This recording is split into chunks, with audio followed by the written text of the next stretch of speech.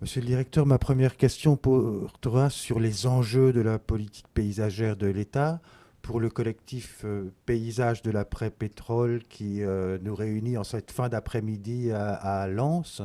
Ces enjeux se situent au carrefour de l'énergie, de l'agriculture et de l'urbanisme. Est-ce que vous partagez cette analyse? Alors oui, bien sûr, je la partage, mais j'avoue que peut-être je verrai un carrefour encore un peu plus grand, avec un peu plus de choses qui se croisent. Et puis je reviendrai sur l'urbanisme, qui pour moi, comme le paysage, est une discipline extrêmement intégratrice, qui finalement n'est pas une des branches, hein. C'est une façon de regarder l'ensemble, comme le paysage. Mais donc, vous avez cité l'agriculture, par exemple, mais dans le fond, on pourrait citer, et l'énergie, on pourrait citer aussi la mobilité, les infrastructures qui l'apportent, qui ont un impact assez fort sur le paysage et dont on parle, je pense, pas mal dans la politique nationale en ce moment. Et puis, bien sûr, les espaces naturels, les milieux aquatiques. Enfin, voilà, il y a un grand nombre de choses. Donc, simplement, la politique de l'eau a sa propre influence. D'une façon générale, ce que je partage clairement et qui est exprimé par le collectif à travers cette question, c'est le fait que le paysage est une façon d'intégrer ces différentes disciplines sectorielles et donc d'avoir un regard plurisectoriel, intégrateur, qui est indispensable pour réfléchir à des projets ou à l'avenir de territoire. Trop souvent, les professionnels et les membres du collectif constatent que le paysage, on commence à s'en préoccuper finalement à la fin. Or, l'efficacité, selon eux, repose sur sa place en amont de ces politiques, qu'il s'agisse d'énergie, d'urbanisme ou d'agriculture. Est-ce que là aussi, là encore, est-ce que vous partagez ce point de vue et surtout, par quels moyens vous pensez possible de donner au paysage le statut qui lui revient? Alors, je suis bien sûr tout à fait d'accord avec cette idée qu'il y a besoin enfin, il est utile d'utiliser le paysage et tous les concepts qui vont avec en phase amont de tout un tas de projets, ce qui n'exclut pas que les moyens du paysage soient également efficaces à d'autres stades des projets, hein. Je veux dire, dans la conception même du projet, dans sa mise en œuvre, suivant les types de projets, le paysage a sa place partout. Mais en amont, il présente des tas d'avantages. Alors, on les a évoqués tout à l'heure avec la question présente, c'est-à-dire que, évidemment, le paysage présente l'avantage de s'obliger à avoir un regard intégrateur dès le départ. Parce que dans le paysage, il y a toutes les composantes de ce qu'on fait, ou de ce qu'on est, qui se manifestent. Le paysage a une autre vertu qui est intéressante à l'amont. C'est très lié à l'évaluation environnementale et à la participation du public aux grandes décisions qui impactent l'environnement. L'autre vertu du paysage, c'est qu'elle permet d'avoir une relation très sincère avec les citoyens et de les faire parler, en fait, hein. Et c'est beaucoup plus facile souvent de faire exprimer un avis sur un morceau de territoire ou sur un projet à travers le paysage qu'à travers des entrées beaucoup plus techniques ou technologiques. Le paysage, c'est quelque chose d'assez sensible et ça permet d'engager une discussion, de faire révéler des préférences. Après, deuxième question, les moyens. Alors, les moyens, il y en a un certain nombre. Ce qui est sûr, c'est que dans le champ de l'urbanisme en particulier, alors cette fois-ci l'urbanisme réglementaire, euh, l'élaboration ou la réflexion préalable à un document d'urbanisme, que ce soit un SCOT ou un PLU, est un bon moment pour mettre en avant les méthodes et le paysage comme une façon de commencer à réfléchir. Bon, ça revient à ce que je disais juste avant, mais c'est particulièrement vrai lorsqu'on va s'approcher d'un SCOT, d'un PLUI, qu'on veut commencer à travailler dessus. Euh, c'est pas que pour ça qu'on fait des plans de paysage et qu'on soutient cette démarche fortement auprès des collectivités territoriales, mais c'est aussi un peu pour ça. Et c'est vrai qu'à travers ces plans de paysage, le club, entre guillemets, plan PLUI, où les collectivités se retrouvent aussi pour se parler, on promeut l'utilisation du paysage très en amont et avant de commencer à faire des cartes de vocation, je dirais, ou même voilà, de commencer à faire des dessins tout de suite et à dire là on va faire ça, là on va faire ça.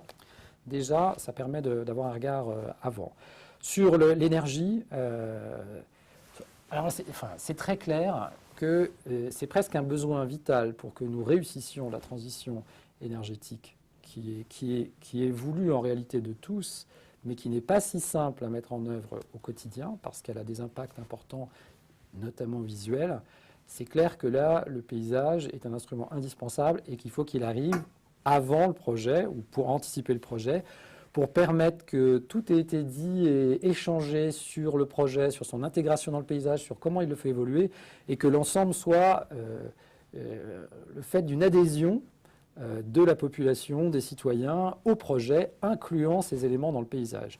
Et là, pour le coup, bon, alors c'est pour ça qu'il y a effectivement c'est en partie le sens de la chaire énergie et paysage de l'école de Versailles, mais c'est des groupes de travail que nous lançons, une convention avec l'ADEME pour aller plus loin, mais vraiment, on peut dire que nous portons les deux. Nous portons la volonté de pousser les feux des énergies renouvelables le plus fort possible, mais aussi de faire que ceci soit l'occasion d'avoir une réflexion qui intègre le paysage, qui soit des projets partagés et non pas quelque chose qu'on subirait. Donc là, le moyen dans le domaine de l'énergie qui fait qu'on va avoir recours au paysage, c'est qu'en fait, c'est indispensable.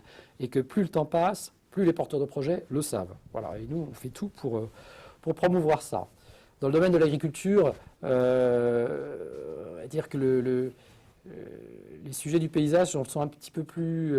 en tout cas, ils n'ont pas autant émergé jusqu'à présent qu'ils ont pu le faire dans des domaines qu'on a évoqués précédemment, l'urbanisme réglementaire et puis l'énergie. Il y a une mission en ce moment d'inspection générale là-dessus, partagée entre l'agriculture et l'environnement, et on va essayer d'avoir des idées pour faire des choses intéressantes.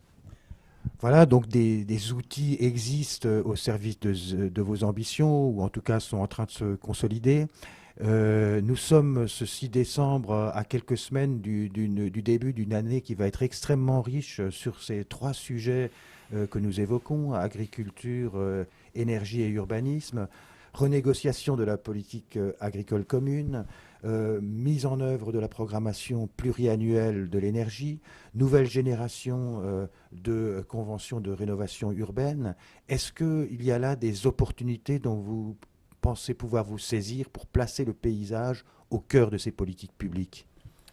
Oui, alors c'est tout à fait vrai. Alors, bien entendu, on essaye de faire du paysage quelque chose qui soit présent dans une large temporalité et pas simplement lié à quelques événements précis, à des moments précis, mais néanmoins, là, il y a des opportunités qui se présentent, vous l'avez dit. La réforme de la PAC, c'est clair que dans la réforme de la PAC, dans le domaine de la biodiversité, on va envisager, on va voir jusqu'où on peut aller dans des paiements pour services environnementaux, enfin en tout cas aller un peu plus loin que dans la précédente pour que les financements de l'Union qui vont vers les agriculteurs les aident aussi à avoir des pratiques qui sont favorables à l'environnement. Et on pourrait se dire que dans ces actions qui seront probablement quand même encore largement dans le second pilier de la PAC, il y aura peut-être de la place aussi pour faire des choses en faveur du paysage.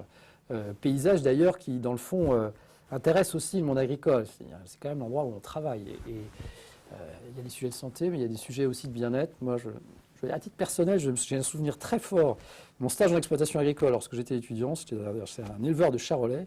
Et il me disait, moi, j'ai fait ce métier parce que j'aime mon paysage, j'aime le paysage du charolais, les bocages, etc. Et c'est beau. Voilà. Et donc, je pense que c'est un sentiment ou des sujets de fond qui sont présents dans le monde agricole. Et donc là, oui, si on peut saisir cette occasion et utiliser ce qu'on aura fait avec les inspections générales, ce sera formidable.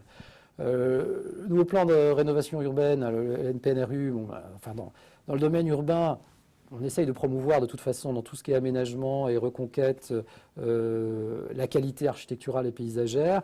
On a, et sans que ce soit directement lié au NPNRU, Action Cœur de Ville, pareil, où l'idée c'est quand même de redonner au paysage, un paysage très urbain cette fois, des centres de ville anciennes, une attractivité, l'envie d'y être. Donc, paysage urbain, ça existe aussi. C'est aussi un sujet, c'est vrai pour nous. Clairement, il y a la programmation pluriannuelle de l'énergie. Bon, ça revient un petit peu au sujet qu'on a évoqué juste avant. En tout cas, ce qui est clair, c'est que la PPE fixe des objectifs très ambitieux. Et des objectifs très ambitieux, en particulier en matière de renouvelables. Et que ceci, du coup, comment dirais-je, nous légitime plus que jamais à pousser les feux du paysage pour faire que ce projet se concrétise. Donc ça revient à ce que je disais avant, mais c'est vrai que ça nous donne de la légitimité pour les professionnels du paysage, pour l'administration chargée du paysage, d'agir de façon à développer ce moyen. Dans les 3 cas qu'on vient de citer, que ce soit la PPE, la PAC ou le renouvellement urbain, ce qui est clair, c'est qu'à chaque fois, le paysage, en réalité, va être un outil au service d'un projet territorial très ancré dans son territoire, dans un cadre qui est tout à fait national, puisqu'en même temps, ce sont des opérations nationales, les unes comme les autres. Hein. Les 3 qu'on a cités.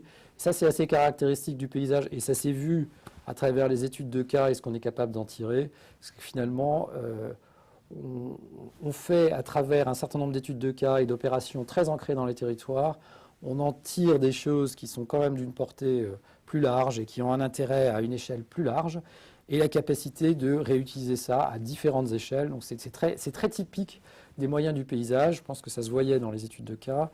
Ce sera le cas aussi dans les 3 opérations qu'on vient de citer. Des grandes opérations nationales, des grands objectifs nationaux, des projets vraiment très ancrés dans les territoires et spécifiques, mais dans lesquels il y a en tout cas un certain nombre de points communs ou de références qui peuvent être utiles à d'autres endroits. Voilà. Donc la capacité de gérer des projets de grande échelle et de petite en faisant à chaque fois quelque chose d'utile et agréable pour nos concitoyens. Eh bien, merci, monsieur le directeur. Je suis sûr que les participants à ce colloque vont se sentir encouragés dans leur énergie paysagère et qu'ils trouveront aussi dans ce que vous avez dit une illustration de ce que, en aparté, vous me disiez tout à l'heure, à savoir que le paysage libère la parole.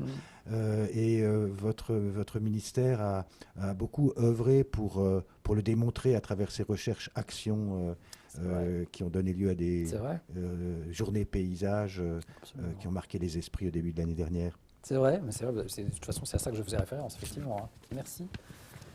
Merci beaucoup.